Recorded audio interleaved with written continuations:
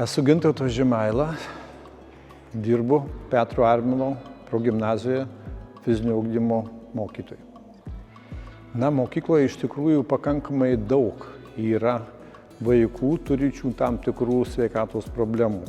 Ir įtraukusis tas ugdymas, mes jame integruojam vaikus į klasę ir atitinkamai pagal sveikatos stovį, atitinkamai vienu žodžiu gauna vaikai, ar tai jie kartu dirba skaitosi su klase, arba tai ir gauna kažkokias tai individualias užduotis pagal savo fizinį sveikatos stovį ir tokiu būdu sportuoja. Įtraukio ugdymo pamokoms iš tikrųjų dirbant su tokiais vaikais reikalinga pažinti vaiką. Pažinti jo skaitosi šitaip irgi gebėjimus žinoti jo pomėgį, sveikatos būklę, ką jisai gali daryti, ko nerekomenduojamas tam vaikui duoti. Ir tokiu atveju parenkama atitinkamai, sakykime, tam tikras veiksmų planas, kur kada pamokoje vaikas turi galimybę ir gali užsiimti savo mėgstamą veiklą. Vaikais, kurie turi tam tikrų specifinių sveikatos sutrikimų, iš tikrųjų nesudėtinga dalyvauti šitaip irgi pamokose, nes aš bent deklaruoju didžiąją pamokų dalį organizuoti žaidimus. Žaidimai yra paprasti ir praktiškai beveik didžiuma tų vaikų, jie noriai įsitraukia į žaidimus ir tikrai pakankamai neblogai bendrauja vienu žodžiu ir tokiu būdu ugdo savo įvairius fizinius gabumus. Tokių pamokų metu iš tikrųjų yra abipusiai nauda tiek skaitosi vaikui turinčiam tam tikrų sveikatos problemų, tiek bendraklasiams.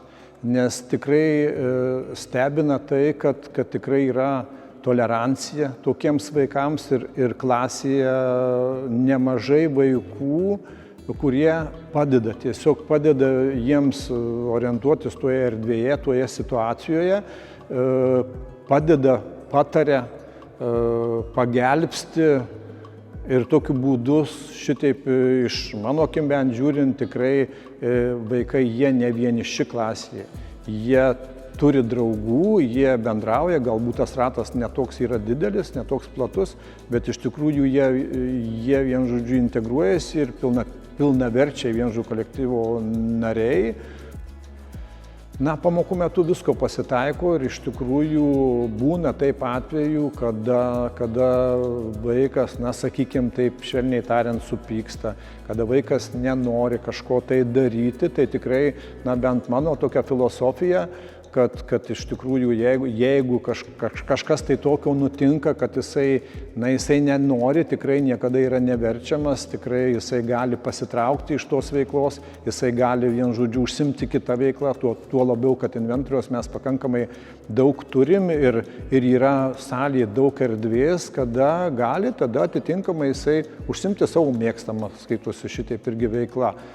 Tas toks susispyrimas, gal arba pyktis, tai yra labai retas dalykas šitaip irgi, kada galbūt su tais jau vienu žodžiu šitaip irgi, kaip mes sakom, su kiti vaikai galbūt to pykčio priepuolio iš tikrųjų kartais pasitaiko, užsispyrimo tokio galbūt ar kaip, bet šitie vaikai jie pakankamai tokie yra tikrai, suprantantys, sakyčiau, šitaip ir taip agresyviai arba kažkaip tai vienu iššaukiančiai tikrai nesielgia.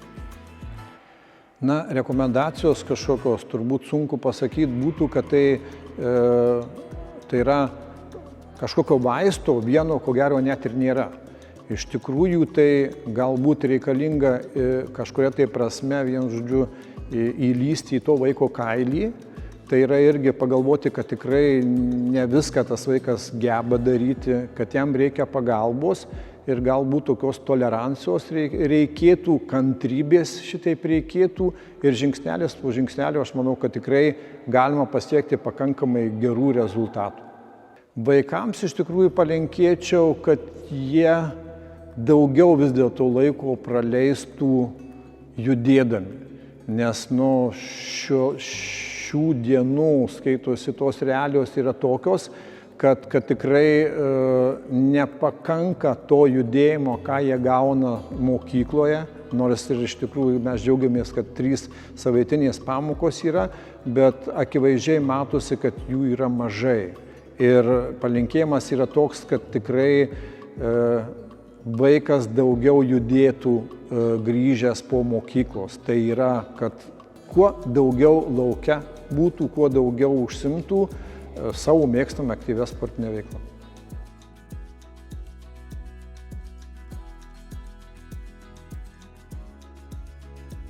Koks tavo vardas? Nojus. Ir tu kurioje klasėje mokaisi? 5 klasė. 5 klasė. Ir kaip tau sekasi mokytis? Kaip, pavyzdžiui, kaip tu galvoji, ar tau sekasi vien žodžiu taip irgi, kai šiandien, pavyzdžiui, fizinio ugdymo pamoka, jinai tau šiandien patiko?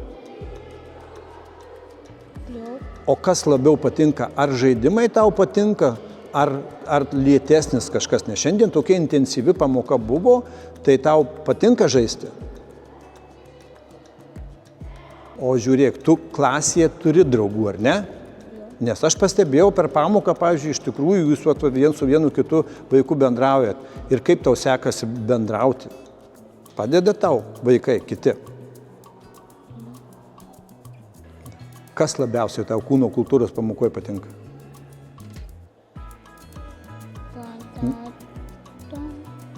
Kvadratą žaisti?